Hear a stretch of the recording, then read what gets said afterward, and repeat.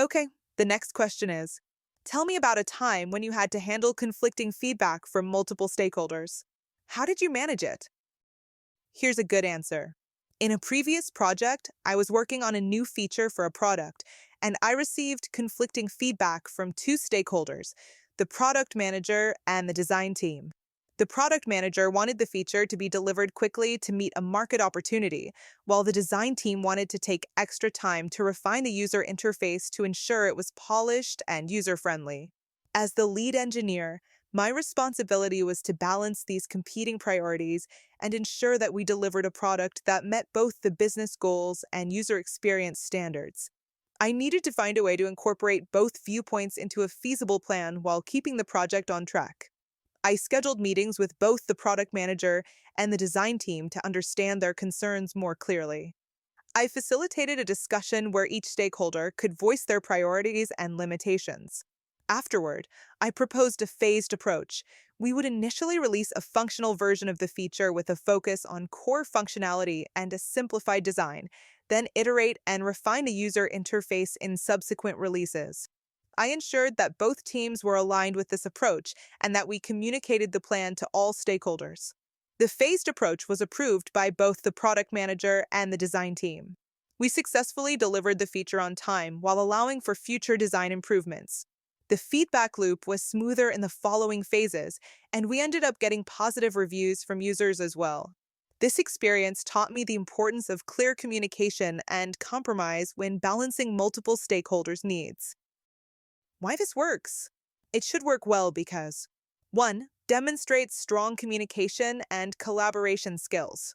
You show that you can effectively manage differing opinions through open communication and collaboration. 2. Shows problem solving and flexibility.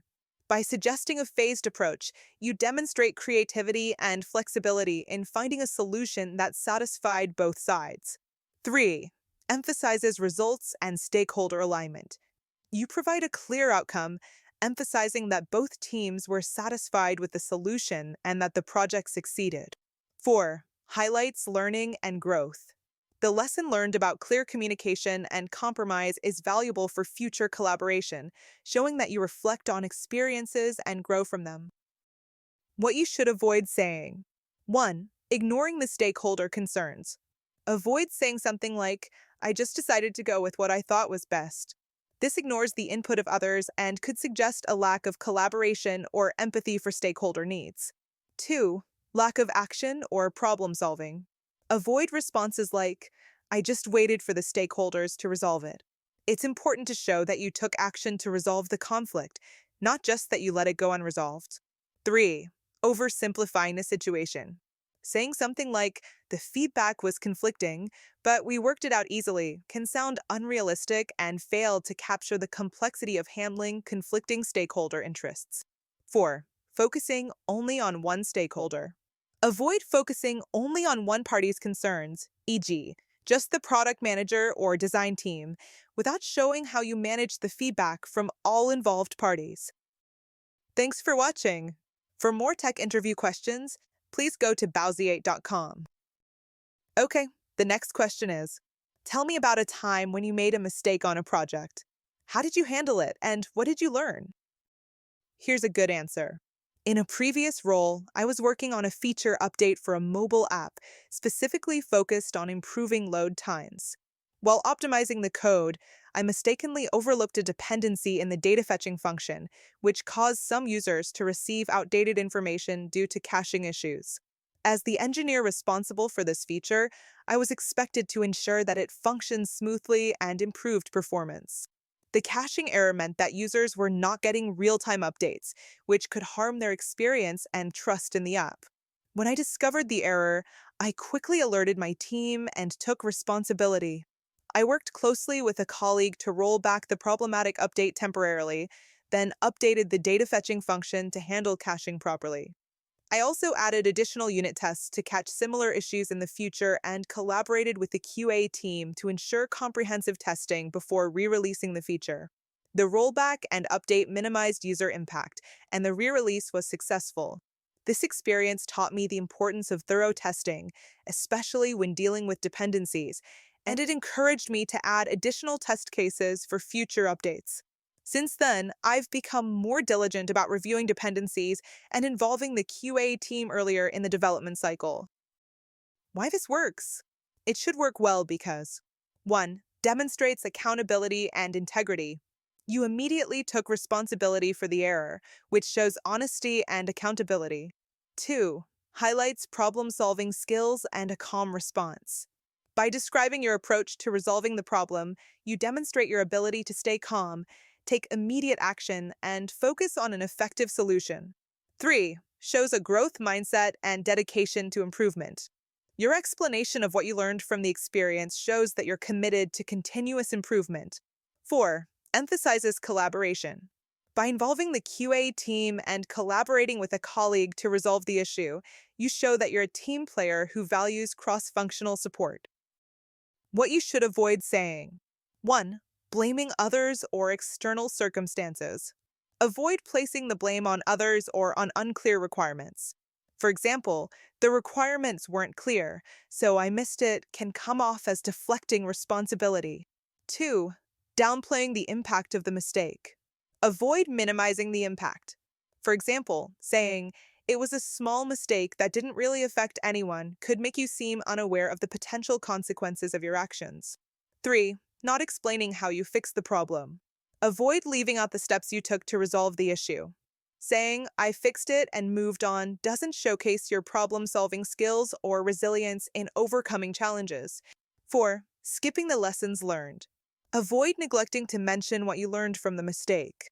Simply ending with "it got fixed" misses the opportunity to show a growth mindset and commitment to self-improvement. Thanks for watching.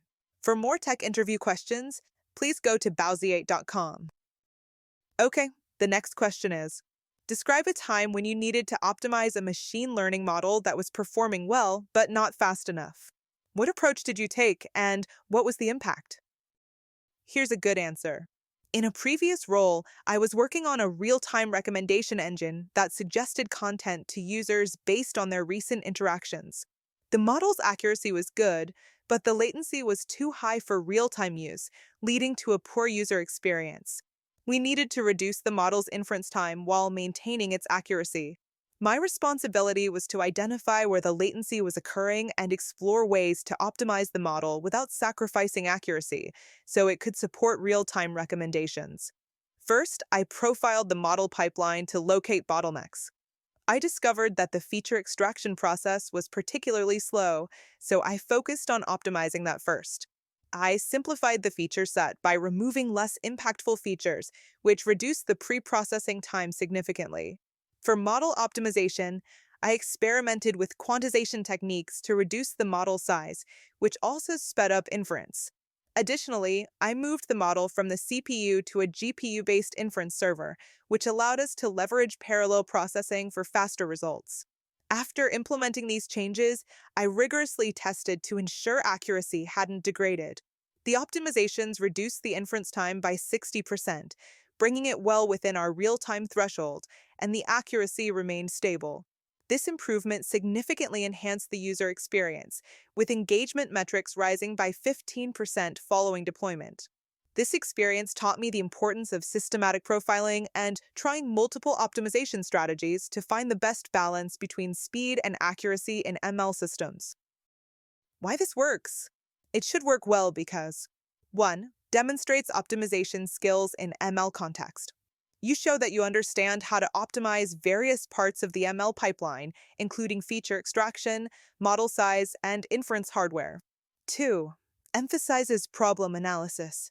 You mentioned profiling to locate bottlenecks, demonstrating a systematic approach to identifying and resolving performance issues.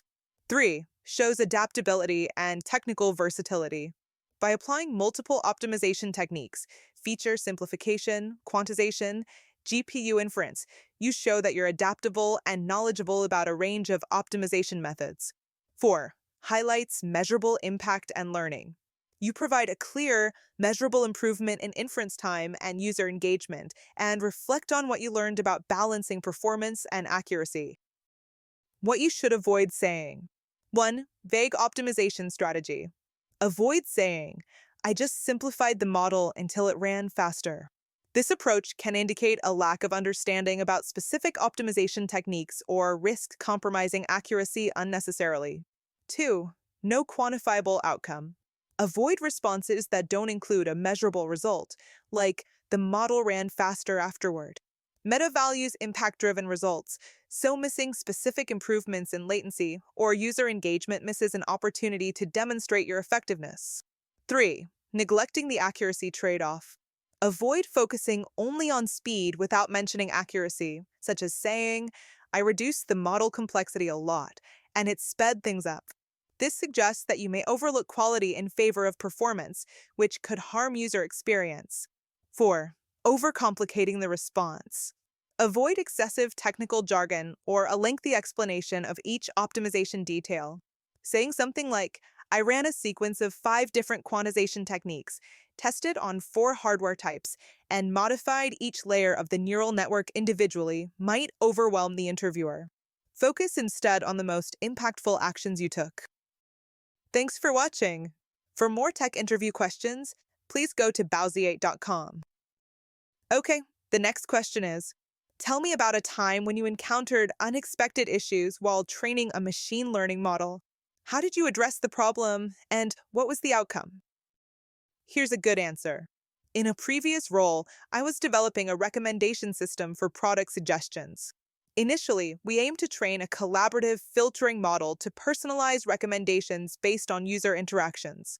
However, as we began training, the model's performance was inconsistent, accuracy was low, and it wasn't generalizing well to unseen data.